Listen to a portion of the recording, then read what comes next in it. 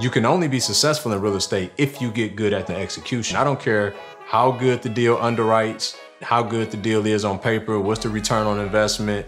While all of those things are important, if you don't get really good at the process of execution, who to hire, how to hold accountable, the legal documents that you need, the processes, the order of operations. If you don't get really good holistically at understanding how this business is supposed to work and how the people involved in your business, what they're supposed to do and how you manage those people through those tasks to get them to the finish line, if you don't get good at that, you'll never get good at making money.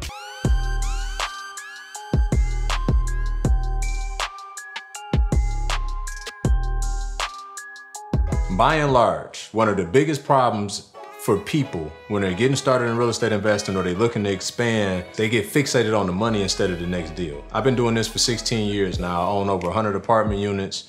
I've done over 100 fix and flip and wholesale deals. And I think about one consistent thing, there's actually two, but I think about one in particular of when I started to where I am now. When I started, all I ever thought about was getting my first deal. And where I am now, all I ever think about is getting my next. It's always funny when people ask me, like, how many apartments you got? That's how I can tell you, because people ask me this all the time. And while I tell you that, right, it's not important to me really. The only thing that's important to me is the next deal I'm gonna buy, and then the next deal I'm gonna buy after that, and then how many deals I'm gonna buy in the span of a year. And if you do that long enough, you will look up and have tens of thousands of dollars coming into your bank account every month because you focused on the right thing. If you focus on the money, you won't focus on the execution. And so you can only be successful in real estate if you get good at the execution. I don't care how good the deal underwrites, how good the deal is on paper, what's the return on investment. While all of those things are important, if you don't get really good at the process of execution, who to hire, how to hold accountable, the legal documents that you need, the processes, the order of operations.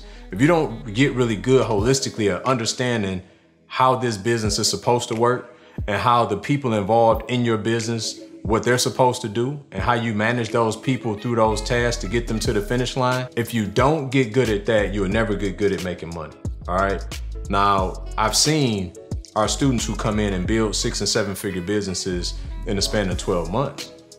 I see the same thing for them.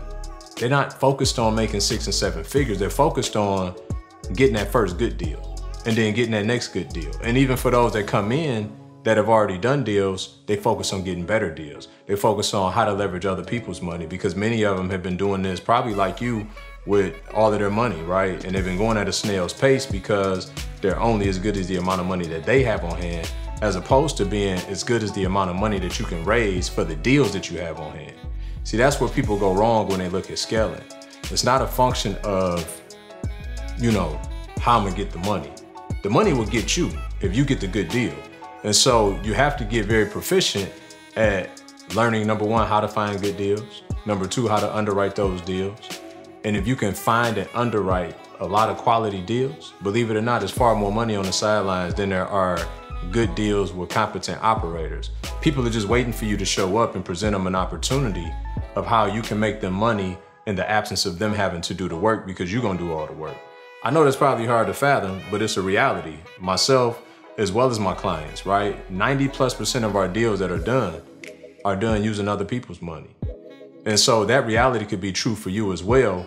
And when you look at scaling, now imagine this for a second. You can go out and learn how to get good deals.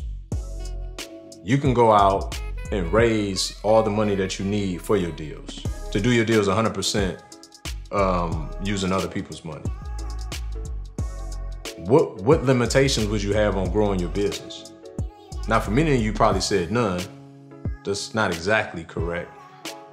Because remember what I told you, you gotta focus on execution. So you can only go as far as your infrastructure will allow you, right?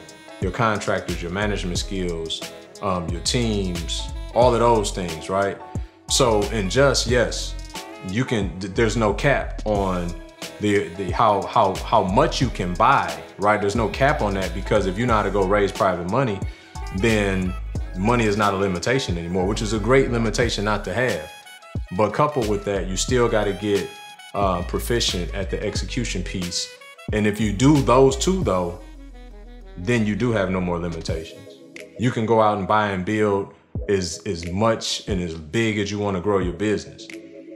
But you just got to reverse engineer the process. So wherever you at today, you need to, number one, stop focusing on the money and focus on the execution. Number two, you got to get good at raising private money so that you can eliminate that other limitation. And then number three, you just need to do it until you get bored, right? That's what I tell people. Go build your business and do this as much and as long as you want to until you get bored, and then go do something else, because we shouldn't do anything that we're bored with. That means that we're not growing, we're not evolving. You know, I started from a $7,000 refund check 16 years ago and was a private lender in my first deal, right? And after, as I told you, you know, back then I bought over 20 rental properties in my mid-20s, and then flipped and wholesaled over 100 properties, and then now I own over 100 apartments. 2024, right? I'll be buying my first hotel. So it's a progression, because I got bored with flipping houses. That's why I don't do it anymore, right? I got bored with wholesaling properties. That's why I don't do it anymore. Eventually, I'm gonna get bored with buying apartments, right? And so for me, it's about jumping into different asset classes, just because that's my appetite. For some, you just fall in love with this. For me, real estate is a vehicle, and I like driving different vehicles. So, you know, for you, maybe you fall in love with just one of the vehicles, and that's great. But the reality is, if you really want to grow your business into an empire, it's not focusing on the money. It's focusing on the next deal. If you like this video, if it helped you, share this with somebody. All I ask is that you subscribe and just hang out with me, man. I really built this community to help folks like you to build the lives that you want. So I look forward to seeing you on the next video.